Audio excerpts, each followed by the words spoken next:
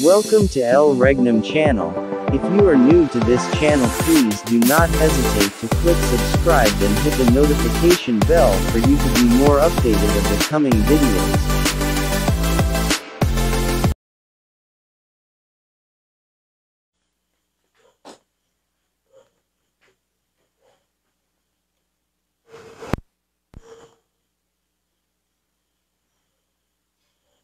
Okay, maraming salamat Reyna.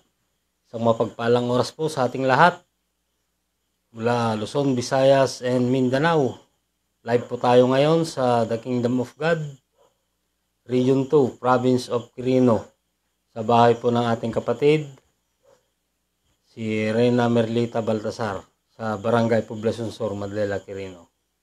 Okay, so bago po ako magpatuloy, pasasalamat at pagpupuri sa aming mahal na dakilang guro, ang aming Supreme Founder of the Kingdom of God, His Majesty Supreme King Philemon Ondok Riambonanza. At sa aming mga 5 spiritual mothers na nasa banal na syudad sila ngayon sa Purok Jerusalem, Rizal Shrine, Talisay, Dapitan City, Zamboanga del Norte. So magandang gabi sa inyo mga nanay. At sa lahat ng mga kapatid sa loob ng kaharian ng Diyos.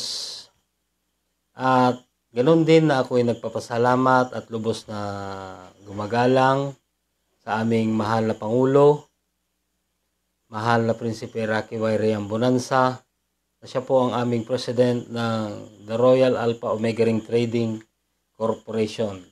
At sa aming Hari Adolfo B. Riambonanza, na siya po ang ating President ng Philippine Deuterium Development and Management Corporation. Yan po ang dalawang magkapatid na nakahawak po ng dalawang company sa loob ng kaharian ng Diyos. At ganoon din po sa lahat ng mga royal family ng Riambonanza. Magandang gabi po sa inyong lahat.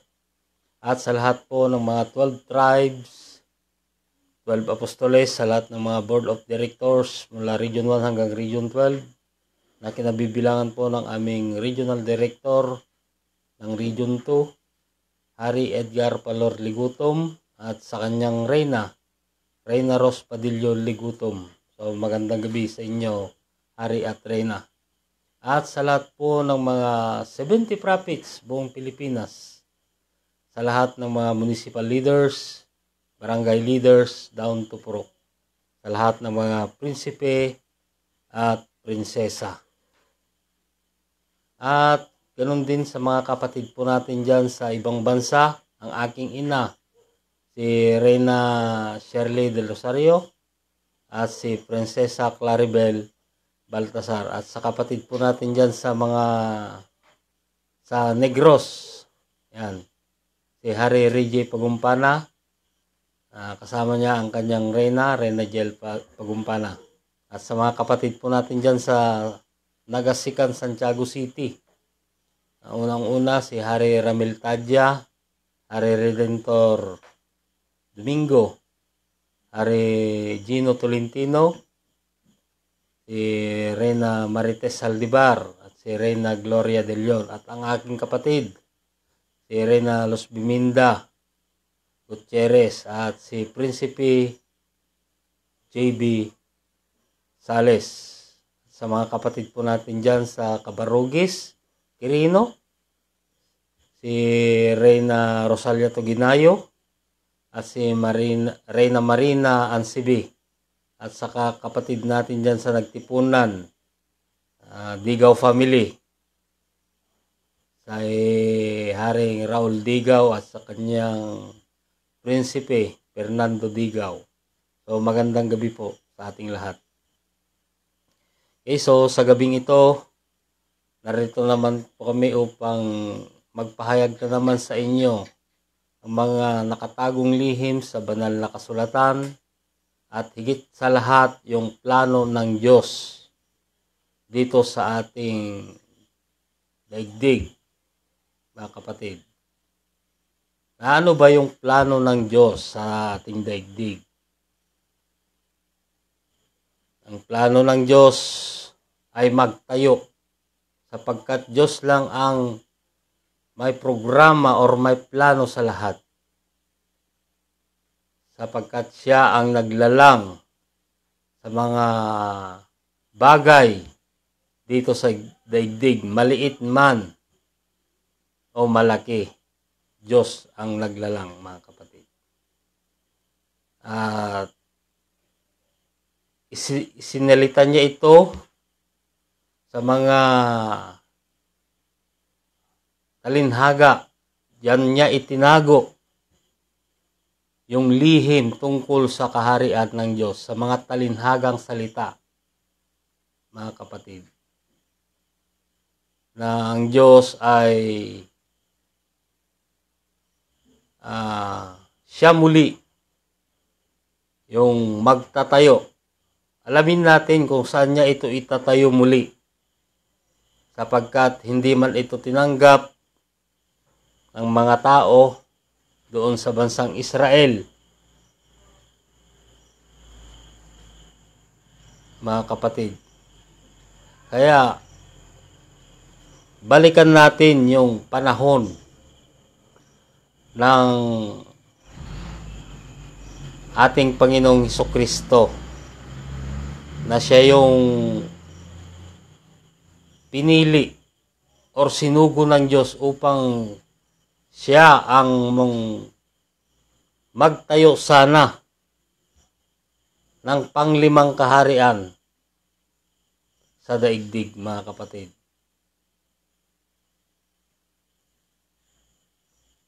Saan niya sana itatayo? Doon sa bansang Israel. Subalit, hindi man nila ito tinanggap ng mga tao. Hindi tinanggap yung mabubuting balita na dala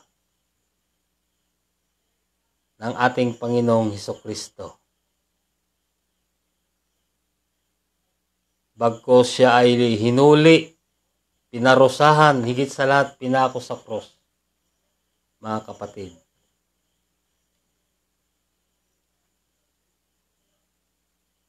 Ang ating Panginoong Hesukristo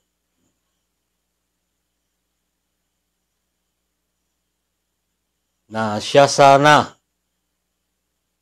ang magtayo ng panglimang kaharian. Yan. Sapagkat, ang sabi ko nga, Diyos lang ang may plano sa lahat. Hindi basta-basta or hindi kung sino-sino ang magtayo ng kaharian. Diyos lang ang magtayo, mga kapatid. Kaya sa gabing ito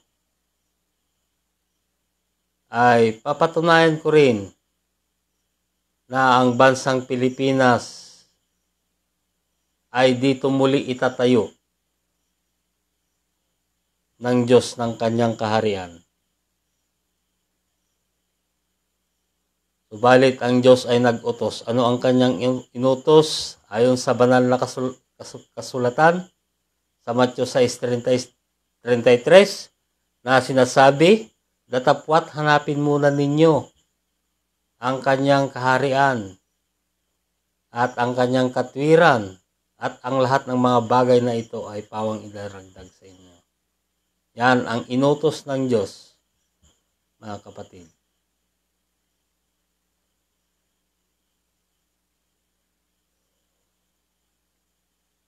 Yan ang kauna-unahan. Hindi lang yan ang utos ng Diyos, marami.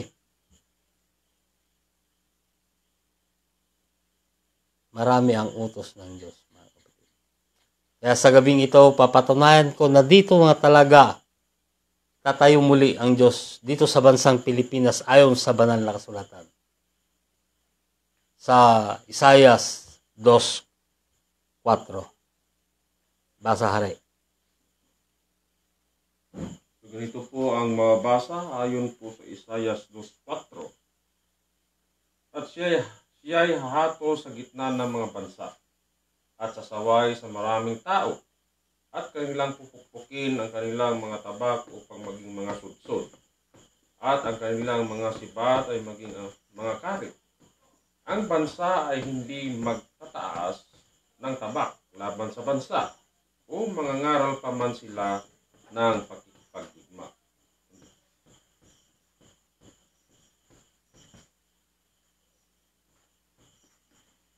So, yan po ang nabasa sa banal na kasulatan na ang tabak, sudsod, sibat at karit. Yan po ay isang talinhagang salita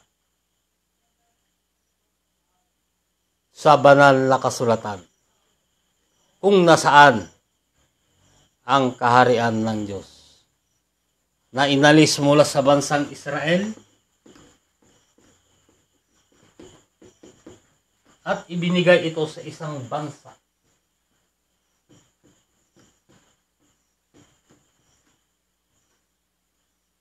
nga nagkakabunga. Ayon sa Matthew 21:43, mga kapatid. Basa. So ganito po ang mababasa sa Matthew 21:43. Kaya nga sinabi ko sa inyo, aalisin sa inyo ang kaharian ng Diyos at ibibigay sa isang bansang nagkakabunga. Yan. Maliwanag po ang ating narinig. Bansa. Isang bansa ang mapalad na pipiliin ng Diyos na muli pagtatayuan ng kanyang kaharian. Maliwanag po bansa, wala po dyan sa taas. Bansang nagkakabunga ang tinukoy ng Diyos, mga kapatid.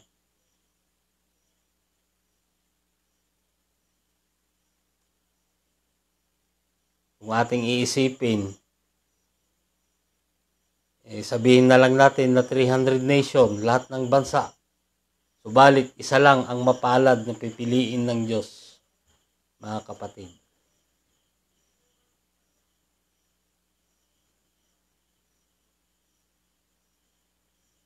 Kung nasaan ang kaharian ng Diyos. Kung ating babalikan sa taong 1935.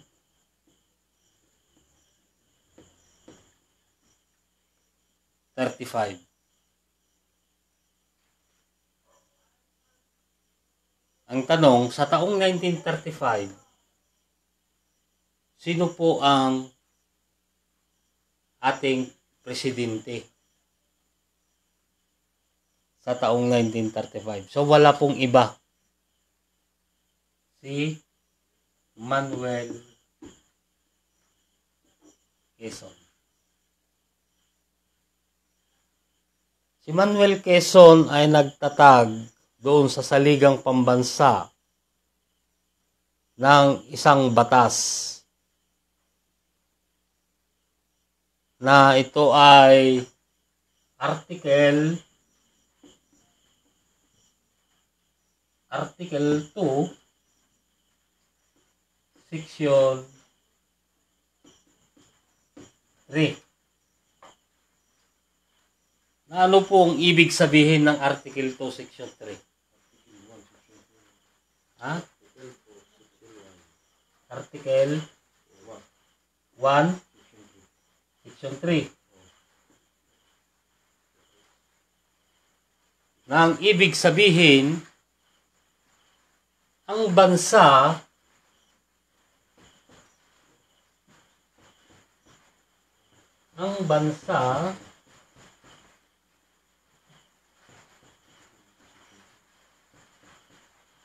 ay hindi laban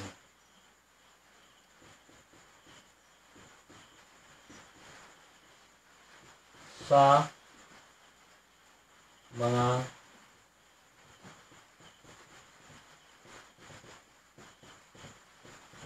bansa. Yan po ang nakasaad sa Article 1, Section 3. Ang bansa ay hindi laban sa mga bansa.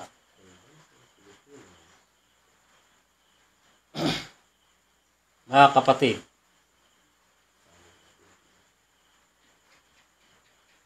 kaya lumipas ang 35 years. Ano po itong 35 years? Yan po ay yung nagdaan ng mga siyam na mga presidente. 35 years. Kung ating idagdag, kung ating susukatin, ang sukat ay 1970.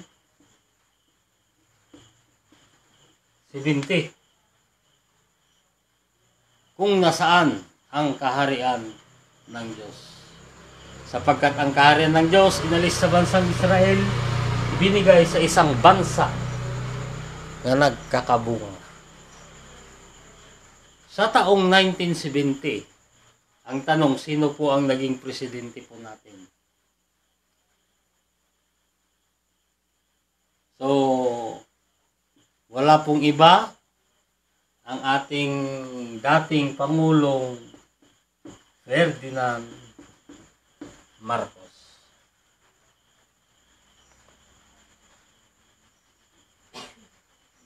Si Pangulong Ferdinand Marcos ay ipinagpatuloy yung isinabatas ni Manuel Quezon doon sa saligang pambansa. Subalit kanya itong renevise sa Article 2, Section 3. Na ang ibig sabihin ay ang bansang Pilipinas ay hindi laban sa mga bansa. Mga kapatid,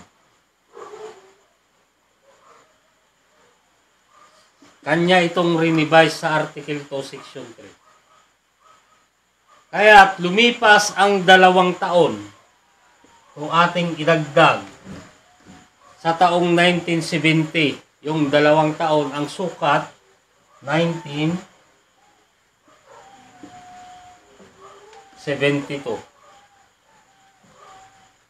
Sa taong 1972, ano po ang naganap? Sa taong 1972. Ito yung martial law. Mga kapatid.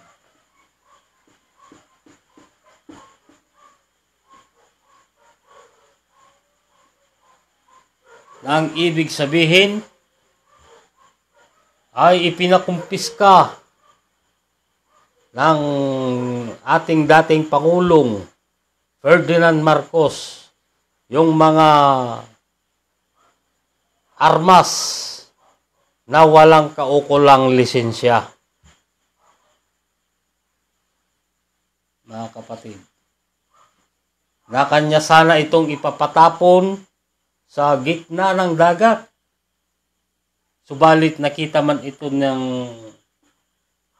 ating First Lady Ginang Imelda Marcos na ang mga armas na yaon ay pawang makikinang at matitibay. Kaya niya ito pinabalik sa tunawan ng bakal upang matupad yung hula sa banal na kasulatan ng tabak, sudsod, sibat at karit. Nasaan ito ginagamit, mga kapatid? Magpasa hanggang ngayon ay ginagamit ng mga magsasaka sa bukid.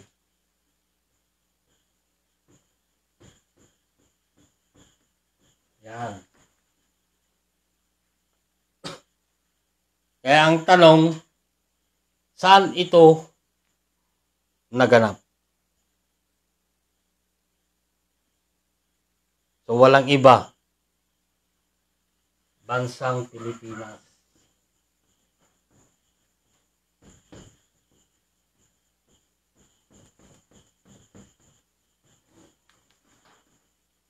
Nasaan ang kaharian ng Diyos?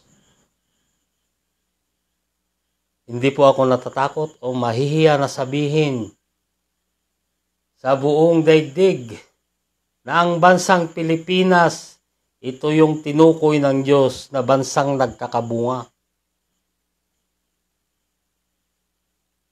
Kailan nagkabunga ang bansang Pilipinas? Sa taong 1500. Yan o. 1523.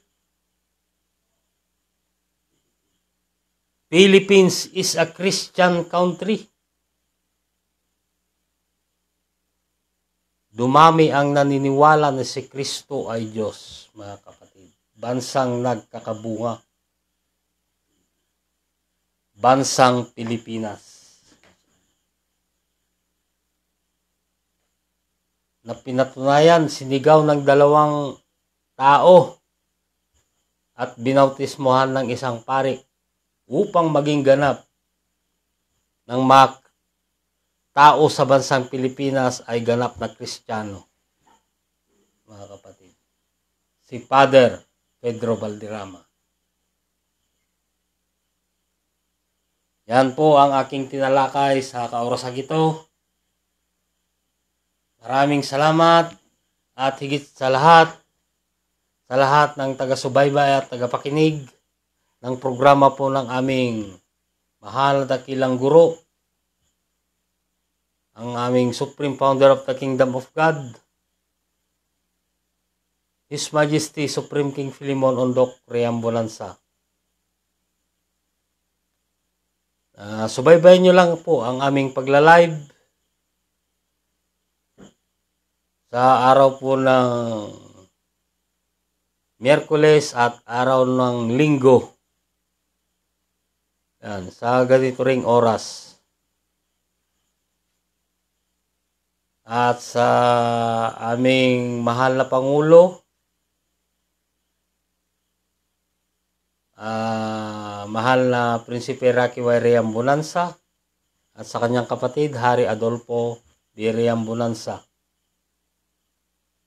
At higit sa lahat sa aming mahal na dakilang guro, ang aming Supreme Founder of the Kingdom of God, His Majesty Supreme King Philemon Ondoc Reambulansa, at sa aming Regional Director ng Region 2, Hari Edgar Palor Ligutom, at sa kanyang Reyna Ros Padillo Ligutom.